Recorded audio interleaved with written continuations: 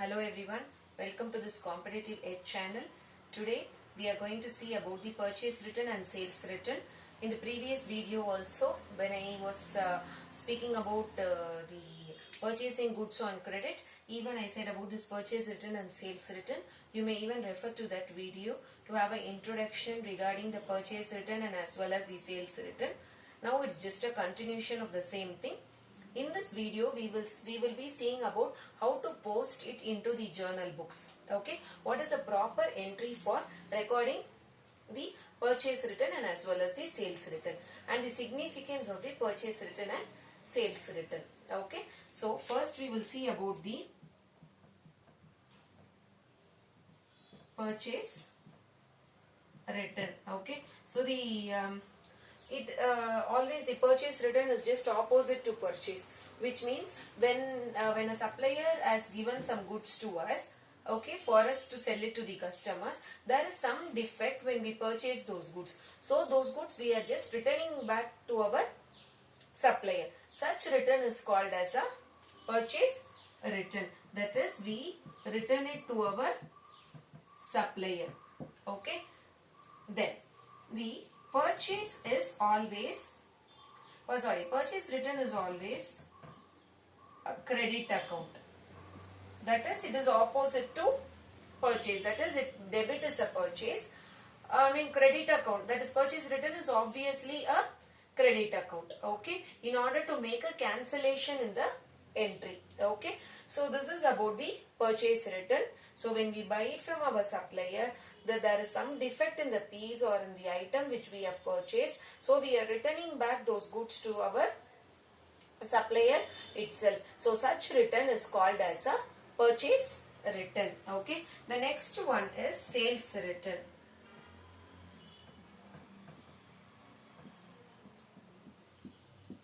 Sales return, when we return the goods to our customer, the customer, when he returns the goods back to us, stating that there is some defect in the goods, or it is not working properly, or it is a damaged goods. In that case, when the customer returns those goods to us, such return is called as a sales return. Okay, sales is always a credit balance, so sales return is always a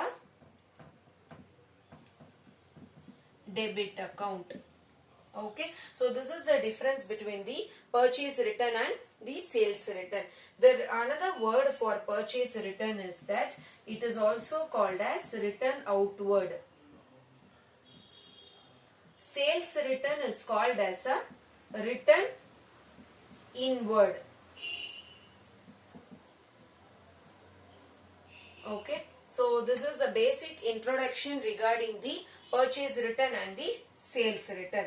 Now we will see the entries regarding the purchase return and as well as the sales return.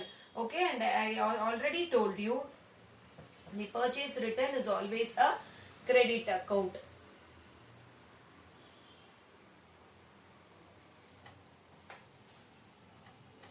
So now I will write few entries for purchase return.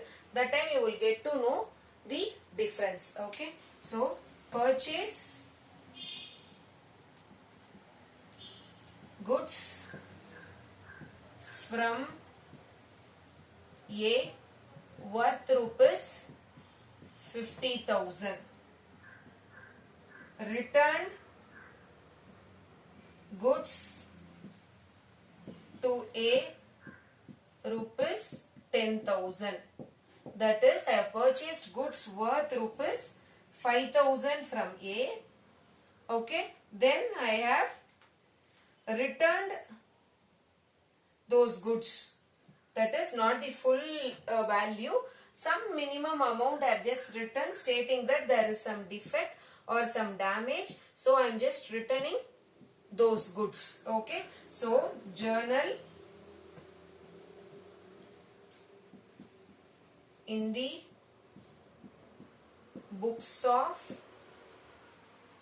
some name, you can even give your name. Okay, journal in the books of, I just give it as ABC Limited. The company run by me is ABC Limited.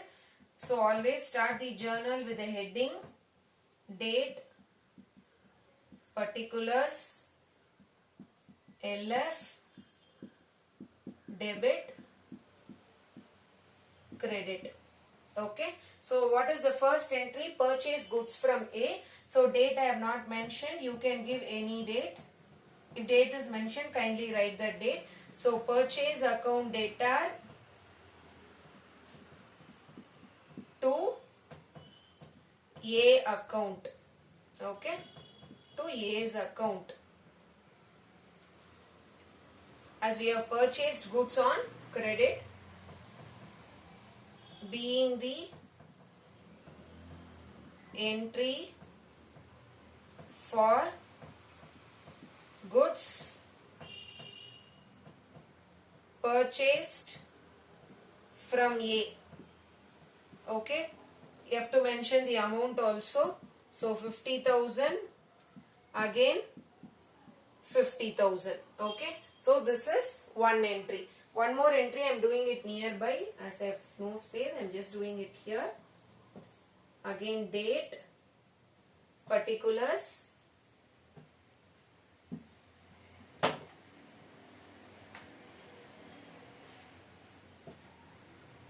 LF debit and credit. Date, particulars,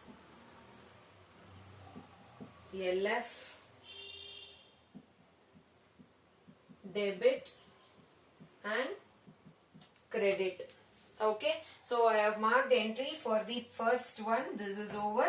Now I am doing it for purchase return. So I have not mentioned the date. You can just take any date. So suppose I am mentioning on 20th I am returning those goods. So you can just write 28. Okay, then I told you purchase return will always be credit balance. So who is returning those goods? A's account debtor to purchase return. Okay, so you can even analyze from the point of view of real account also. I'll tell you that after this.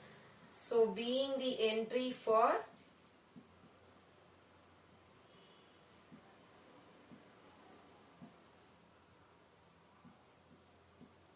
goods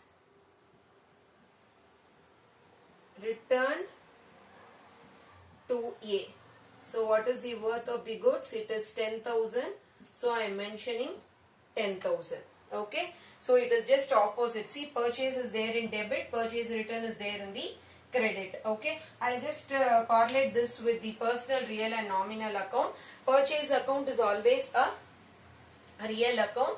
So the real account, what is the rule? Debit what comes in, credit what goes out. Okay. So we are purchasing goods that comes into the business, and A is a personal account. Okay. So debit the receiver, credit the giver. Okay. A is giving the goods to us. So we have credited A. The same way, purchase return is also a real account. A is a personal account.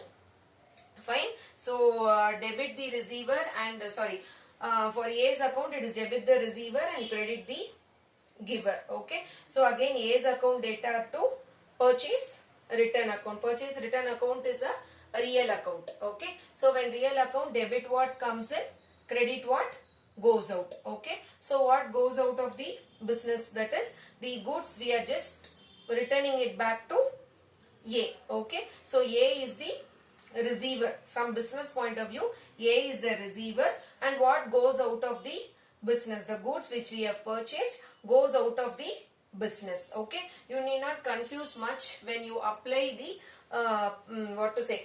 the personal, real and nominal account. You can just understand from the point of view like when purchase is always debit, purchase return will always be credit. When you can even apply the rule, no harm, but you shouldn't get confused with it. So it is better you just remember it as a opposite one to purchase. That is, whatever you have purchased, you are just returning it back to the supplier from whomever you have purchased the goods. So this is about the purchase goods from that is the purchasing entry. The same way it comes even for the sales entry.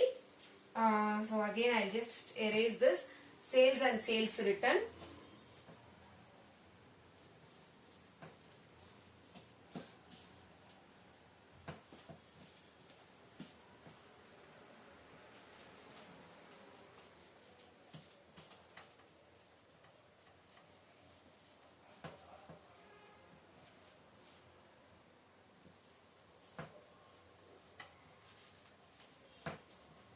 So for sales, again,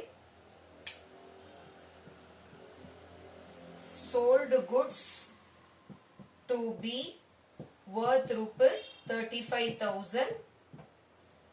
B is returned the goods to us. To us in the means to our business, rupees 5,000. Fine. Now you have to just put the format.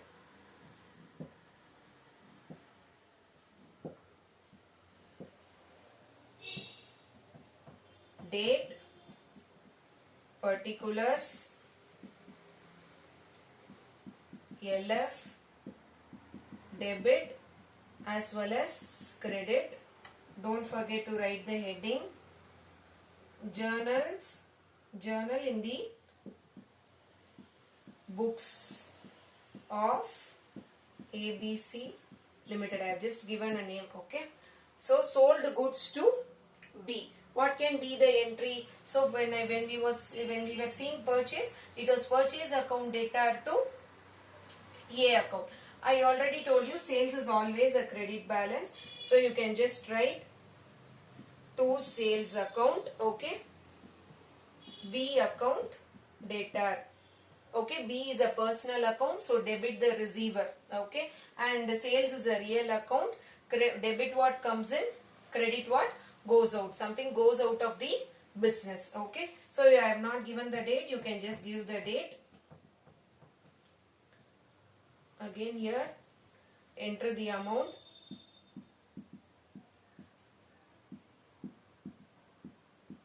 Okay.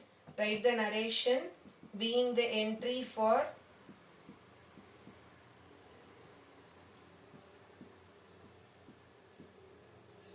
goods sold to B. Okay.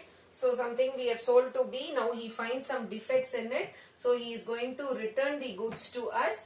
So we have to record entry for that. As B is a customer, it is a sales return.